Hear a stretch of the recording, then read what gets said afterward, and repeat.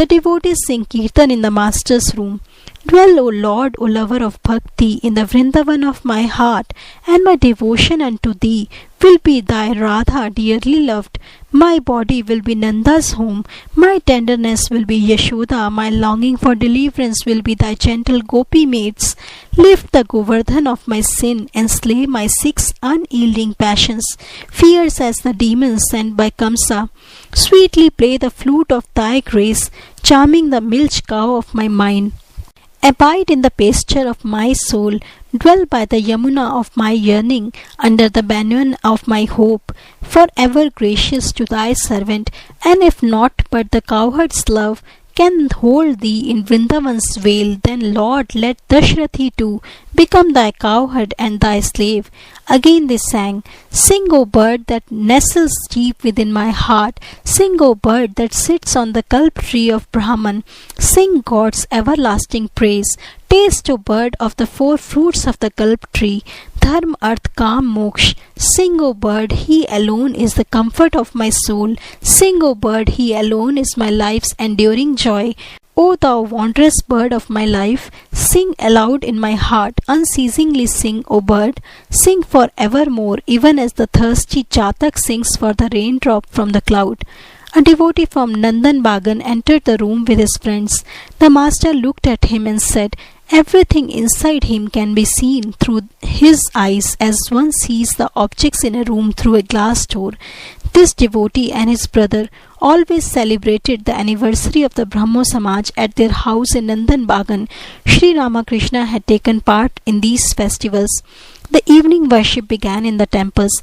The master was seated on the small couch in his room, absorbed in meditation.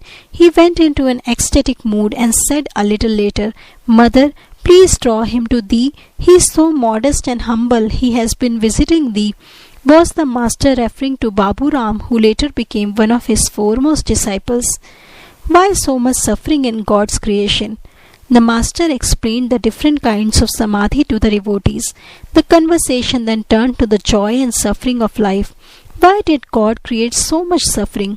Once Vidyasagar said in a mood of pique, What is the use of calling on God? Just think of this incident. At one time, Genghis Khan plundered a country and imprisoned many people. The number of prisoners rose to about 100,000. The commander of his army said to him, Your Majesty, who will feed them? It is risky to keep them with us. It will be equally dangerous to release them. What shall I do?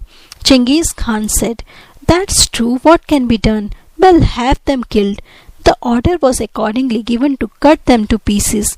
Now God saw this slaughter, didn't he? But he didn't stop it in any way.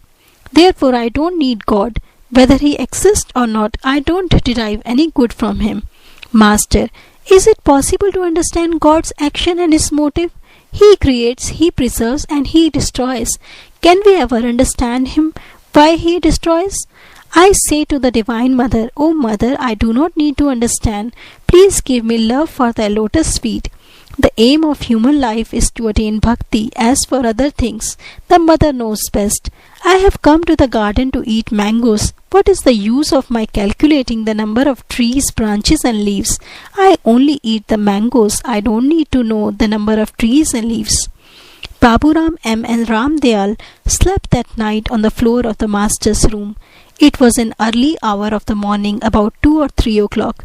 The room was dark. Sri Ramakrishna was seated on his bed and now and then conversed with the devotees. Compassion and attachment. Master, remember that Daya, compassion, and Maya, attachment, are 2 different things. Attachment means the feeling of minus towards one's relatives. It is the love one feels for one's parents, one's brother, one's sister, one's wife and children. Compassion is the love one feels for all beings of the world. It is an attitude of equality. If you see anywhere an instance of compassion, as in Vidyasagar, know that it is due to the grace of God. Through compassion, one serves all beings. Maya also comes from God. Through Maya, God makes one serve one's relatives. But one thing should be remembered. Maya keeps us in ignorance and entangles us in the world.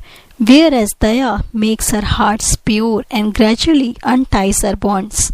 God cannot be realized without purity of heart. One receives the grace of God by subduing the passions, lust, anger, and greed. Then one sees God. I tried many things in order to conquer lust. When I was 10 or 11 years old and lived at Kamarpukur, I first experienced Samadhi. As I was passing through a paddy field, I saw something and was overwhelmed.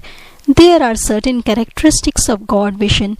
One sees light, feels joy, and experiences the upsurge of a great current in one's chest, like the bursting of a rocket. The next day, Baburam and Ramdayal returned to Calcutta and spent the day and the night with the master. December 1882. It was afternoon. The master was sitting in his room at Dakshineshwar with M and one or two other devotees. Several Marwari devotees arrived and saluted the master. They requested Sri Ramakrishna to give them spiritual instruction. He smiled. Master to the Marwari devotees, you see, the feeling of I and mine is the result of ignorance. But to say, O God, thou art the doer, all these belong to thee, is the sign of knowledge. How can you say such a thing as mine? The superintendent of the garden says, this is my garden. But if he is dismissed because of some misconduct, then he does not have the courage to take away even such a worthless thing as his mango wood box. Anger and lust cannot be destroyed. Turn them towards God. If you must feel desire and temptation, then desire to realize God. Feel tempted by Him. Discriminate and turn the passions away from worldly objects.